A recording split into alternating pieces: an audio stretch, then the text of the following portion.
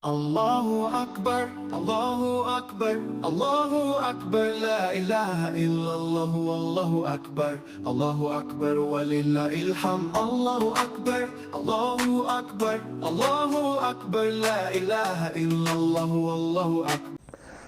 Muslimin wal muslimah rahimakumullah. Mengapa Kainama bersama Ayah Sofia terus setiap live streaming itu kristologi? Iya, insya Allah Kainama bersama Ayah Sofia Mualaf Center Nasional YouTube channel akan Allah ridhoi untuk istiqomah di dalam pemahaman kristologi. Kenapa? Karena di Republik Indonesia ini dibutuhkan kristologi yang pada tempat yang proporsional. Bukan kristologi ngarang, bukan kristologi asumsi, bukan kristologi yang lebay, yang berlebihan, bukan kristologi yang berkekurangan, bukan kristologi yang menyerang, menghujat, dan menistakan agama Kristen. Tapi kristologi yang berdasarkan data, berdasarkan fakta aktual. Ya, kita mulai dari sini. A'udzubillahi minasyaitonir rajim. Bismillahirrahmanirrahim. Dzalikal kitabul la raiba fi hudal lil muttaqin. Shadaqallahul adzim wa shadaq Rasulullah Muhammad sallallahu alaihi wasallam. Artinya kitab Al-Qur'an ini tidak ada keraguan padanya. Petunjuk bagi mereka yang bertakwa. Kenapa? Dan mengapa? Kainama membuka pertemuan ini dengan membacakan surat Al-Baqarah yang kedua. Kenapa? Karena kekristenan tidak lagi mampu, para apologet yang ada di YouTube maupun TikTok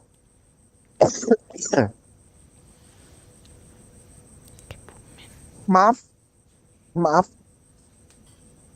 para apologet Kristen yang ada di YouTube maupun di TikTok bersama dengan seluruh ahli teologianya dan pendetanya. Sekali lagi, mengapa ayat ini diangkat? Karena semua apologet Kristen, semua apologet Kristen baik yang ada di YouTube maupun TikTok bersama dengan, ditambah dengan para ahli teologi dan pendeta-pendetanya semua, tidak ada lagi yang mampu mempertahankan dasar kekristenan yang dianggap kebenaran itu.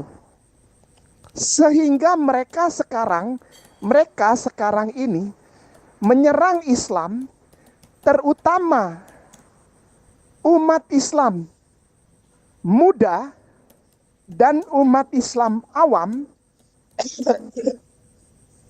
Mereka tidak lagi menyerang inti-inti pelajaran Islam, tapi menyerang dengan jalan membuat ragu. Roib.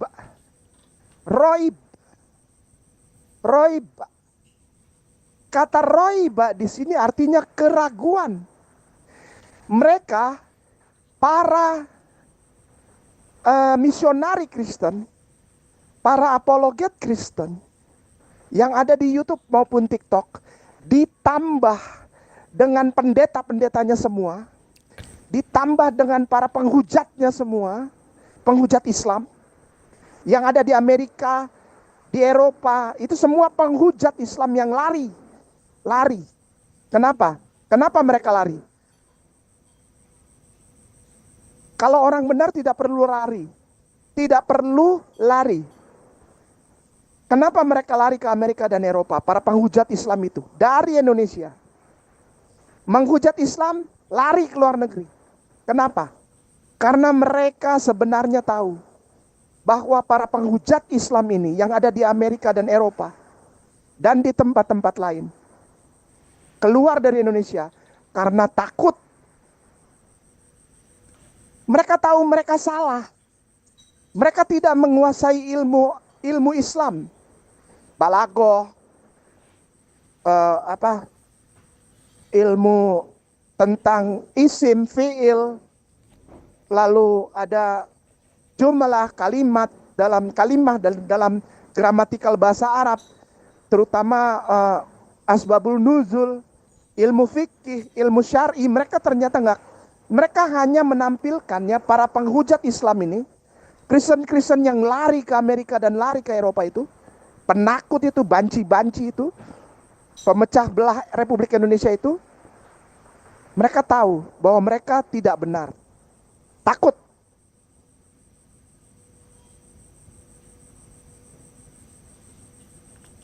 Sehingga mereka lari ke luar negeri. Dari sana baru mereka berani menyerang, menghujat, memakai hadis-hadis, memakai ayat Quran yang suci, Al-Quranul Karim. Mereka tanamkan keraguan, lihat itu. Karena mereka tahu kalau orang Islam tidak bisa dikalahkan dengan debat data. Debat data tidak bisa dikalahkan, tidak bisa. Islam tidak bisa dikalahkan melalui debat. Tidak bisa. Karena Islam agama yang benar. Tidak ada celah sedikit pun untuk membuat Islam itu menjadi tidak benar. Islam agama yang benar. Inna dina indallahil Islam, hanya ada Islam, agama yang di sisi Allah dan diridhoi Allah, tidak ada yang lain. Umat Islam di Republik Indonesia menghormati mereka, tapi mereka tidak mau. Mereka maunya menguasai Republik ini. Apa yang mereka inginkan itu terlaksana. Contoh, memurtadkan orang Islam,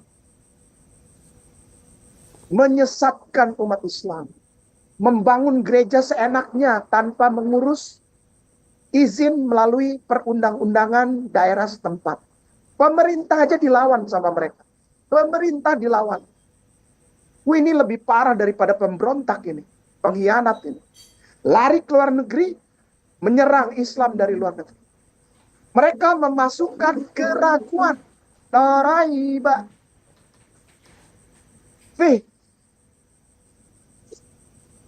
baru setelah itu hudalil muttaqin. Panjang itu.